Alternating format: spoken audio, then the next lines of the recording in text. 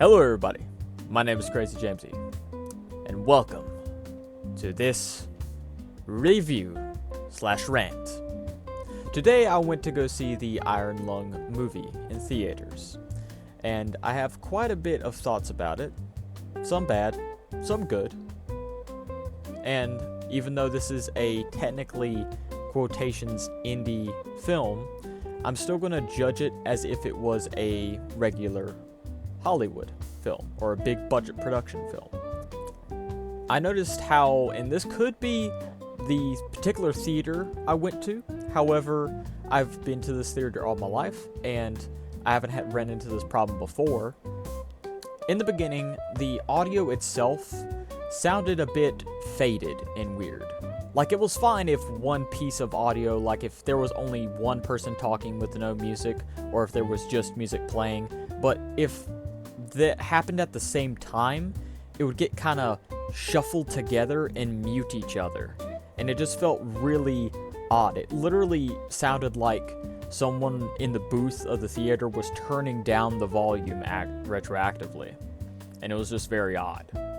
And then the next thing I have to say about it is that in the beginning there was this scene where it just flashes like a bunch of these like camera flickers, and I get why they wanted to do it. It's like, okay, we need to showcase that, you know, this Simon person's actually doing his job and actually taking pictures and stuff, but it just comes off as borderline epileptic warning territory, and it just flashes a lot. And then there's also some questionable weird cuts about also to the beginning of the midway through where it's like he's driving and then it just quickly pans over to him already at the camera. I felt that was a little bit disorienting. But again, the second one is more or less just a nitpick on my end personally. But the first one, I legitimately just noticed it was kind of odd where the audio was. Of course, like I said, it could have just been the theater I went to. However, I doubt it, but anything is possible. Now moving on to the good stuff that I liked about the film, which was pretty much everything else. The film's set pieces I just fell in love with. I love the practical effects, and I hope that more movies in the future will use more practical effects versus CGI stuff. Even though CGI can be good when done properly, but as we've seen most of the time with current films, they just use it as a lazy card to just get the movie out there. But not this one. This one doesn't seem to have that much CGI at all, and pretty much everything in the sub is literally just a practical prop, and I love it for that, and it makes the film just feel that more realistic. And that is something I don't think that would have been possible if they would have gone the CGI route, so I'm very glad they did the practical effects. And on top of that, the acting, I was actually very surprised. The acting of Markiplier especially has definitely gotten a lot better through the years. And this ain't his first foray into acting either. He's done many different skits and many different things on YouTube, as well as a whole entire show called The Edge of Sleep. And it's clear that through the years of him doing this, he's gotten pretty damn good at acting. And it's really amazing to see just how far he's come with his acting skills. Like, legitimately, in the film, Markiplier ain't Markiplier, he is Simon in this regard. And that's like the best compliment I can give to that. And the other actress, and actually the other actors that are in the movie, they also do a very good job, but particularly the actress, I think her name is Elena in the film. She does a tremendous job of just acting. I love it. And I thought she just did a very good job at being this assertive, kind of commander-esque figure, and then the other parties involved, the other two guys, I feel like they did their roles pretty justice for the little screen time they have. Now, the story of it was actually very surprising. Like a lot of people, I didn't know where they were going to go with this movie at all. I knew the writing was going to be decent just because, like, many people watching it, like, I've watched Markiplier over the years, and I know he is a decent enough writer, so I wasn't expecting too bad of a job. However, I was pretty surprised at what Mark and all the people involved did with this film. It was very well written, and little room for me to complain about anything about it in terms of the writing department and special effects and stuff like that, and practical effects, and even acting.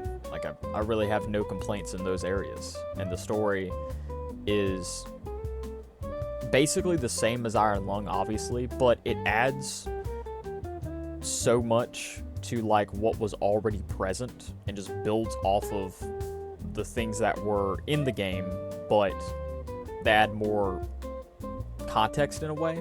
But at the same time, they don't outright explain like X, Y, and Z. They just kind of like put a new twist on things.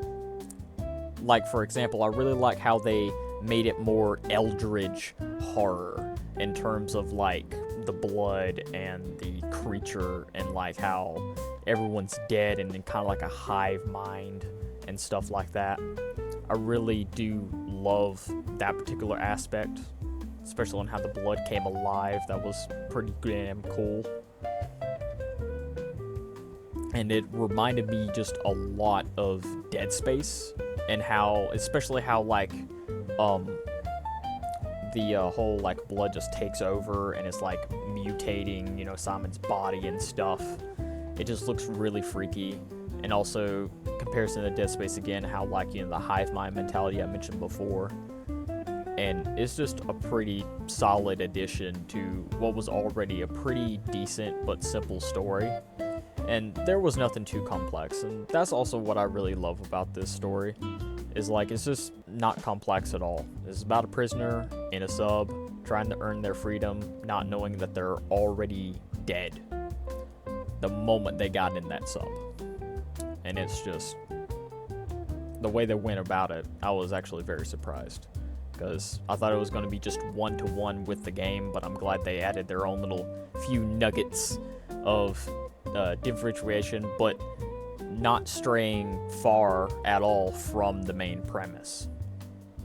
And it's definitely one of those films that is great when you just forget about it after a while and then you go back to rewatch it, which I really do hope that it gets a physical release. I really would like to add it to my collection of physical copy movies that I have. I really would like to. And just the cover art alone would probably go really hard. But other than that, when I was in the theater, the movie was 3 hours, but it felt like an hour-long movie to me. Just because I actually was attentive the entire time. And as the movie goes on, it starts out slow. You know, it starts out very slow, but toward the end and middle, it like ramps up to where you can't take your eyes off of it for a moment. And I just love the way they escalated everything. It's just so beautiful pacing. Other than a few of the wonky edit things that, you know, beautiful pacing. Alright, and that's all I have. And I haven't forgotten about Skyfall. Okay, guys, I haven't forgotten about it. I'm going to do it. I have it already recorded. It's already edited. I just have to do the final touches of like adding the, you know, all the sound effects, eye candy, because gotta jingle them keys so everyone's happy. But it's going to be coming out really shortly.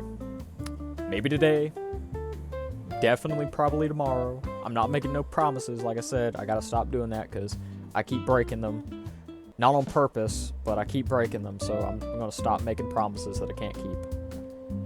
But I love you guys, and I thank y'all so much for watching. And I'll see y'all in the next video. Peace out, and have a very wonderful, blessed day. Bye-bye.